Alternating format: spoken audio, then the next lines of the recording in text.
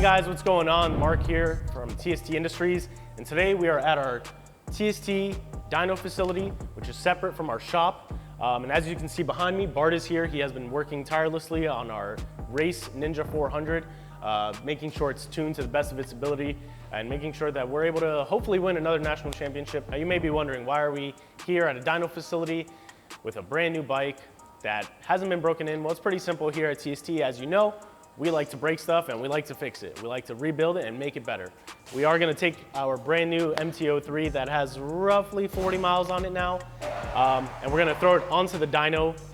We're gonna get some base readings. We're gonna break it in nice and hard, see how it feels, see what kind of power it's making in its stock form. As you know, we haven't done anything to it in terms of performance. All we did was change out the signals, put on our TST integrated taillight and our fender eliminator.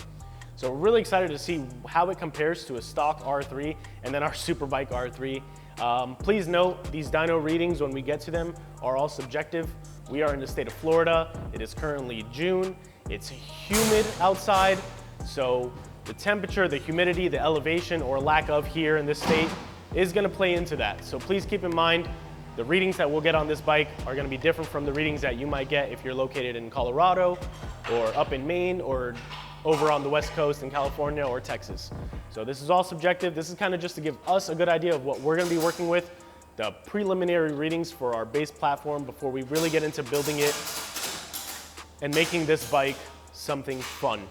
All right, so we tightened down the front wheel, obviously, for security. Why are you tightening down the rear of the chassis? And I noticed that you moved the wheel around, or is that just for a better reading? Getting it tied down makes it not hop. We obviously want to have traction between the tire and the drum. If you don't tie it down, it's going to hop. It's going to probably give you rippled results. Because this is a stock bike and not a race bike, what are you expecting on this? I'm expecting that we're going to have metal floating around in there. Okay. That we shave off the walls. So we're just going to go ahead and hook it up through the ECU. This allows us to read the RPMs, which then we can translate into horsepower and see what kind of power delivery we're getting. He actually, if you can see behind me, he has a layout of the entire wiring harness that he did himself and blew up onto this giant sheet that allows him to kind of track, okay, this wire goes here, this wire leads to this. But for now, we're gonna keep on trying to connect it. Bike's on, we're gonna see if it's actually reading, which it is. You can see him, he's gonna give it a few revs, and on the screens in front of him, you can see the RPM gauge is going up as he revs it. So this is all we need right now. We're ready to go. So let's get to it.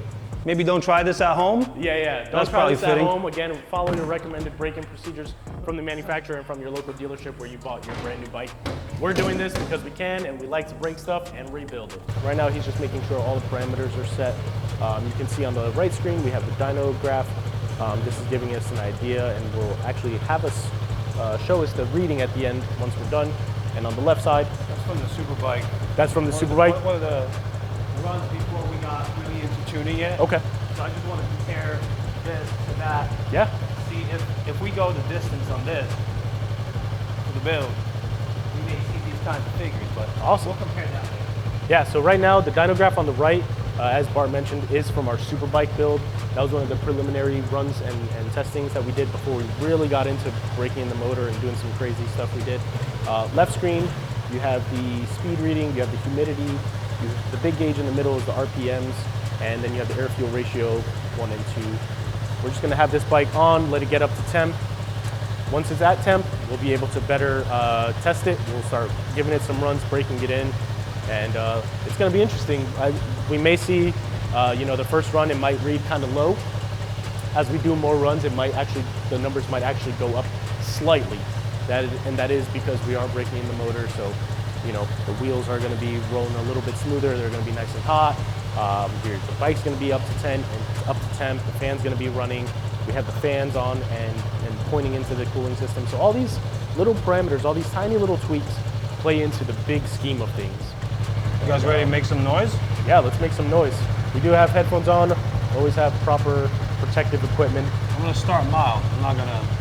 It's not going all the way to the moon right now. Yeah. I got to load it up properly, put it through its motions, polish off some of that metal, dump it in the oil, get it strained out by the filter, and then will get higher. Absolutely, awesome.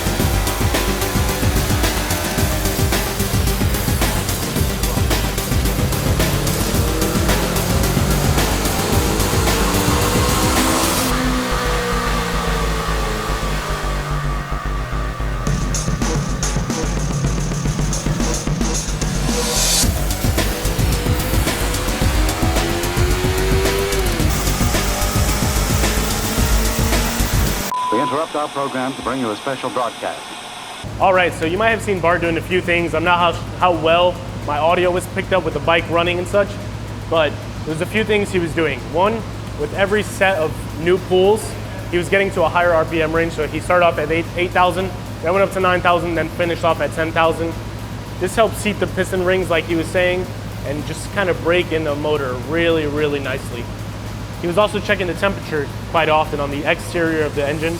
This helps us make sure that the engine is staying up to temp. We're not losing temp, and we're also not shooting super high. Last thing he was doing was checking the oil window, making sure the oil still looked good. It wasn't filled with metal. It wasn't super bubbly or filled with condensation. That just makes sure that nothing catastrophic has happened in the motor during this break-in procedure we're doing here.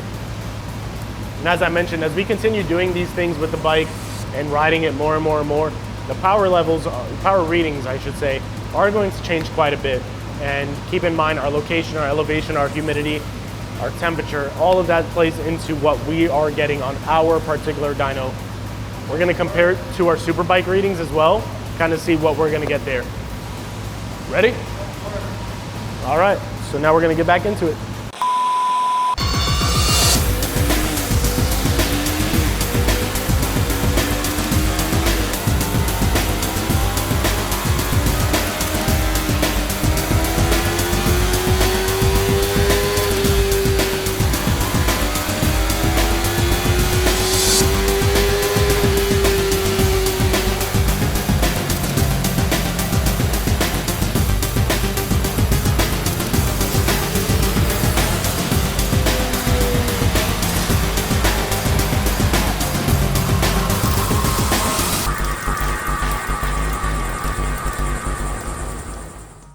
All right, so we just broke the motor in somewhat. We're up to 48 miles. Somewhat.